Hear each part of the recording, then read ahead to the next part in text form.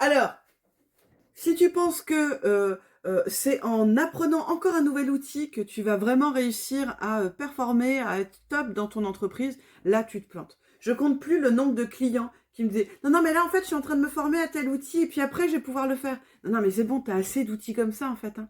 Le problème, il ne se situe pas au niveau des outils, des compétences à acquérir.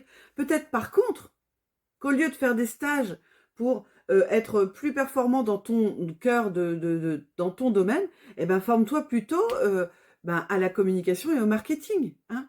Parce que c'est ça en fait hein, qui va faire que les gens vont te voir et vont venir vers toi.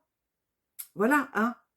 Ah, tu sais déjà bien faire ce que tu fais, sois déjà bon dans ce que tu fais avant de vouloir te ou après bon tu fais ce que tu veux. Je suis pas en train de te donner des ordres et de dire arrête de faire ça. Mais si quand même en fait. Voilà.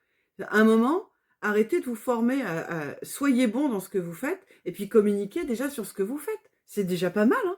Ça prend vachement du temps hein. Moi je peux te dire que j'en passe du temps.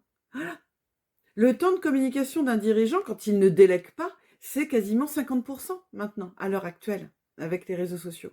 Il y a 10 ans, on était à 25% du temps du dirigeant, déjà. Maintenant, on a 50%.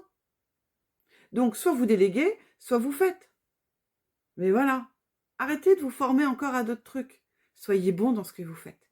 Et puis dites-le, c'est important. Si tu sais pas comment faire, bah, tu m'envoies un message. Dans le commentaire, tu me fais des petits coucous. Et puis, bah, je t'enverrai des petites choses en DM pour que tu apprennes à faire d'autres choses encore. Allez, bye bye.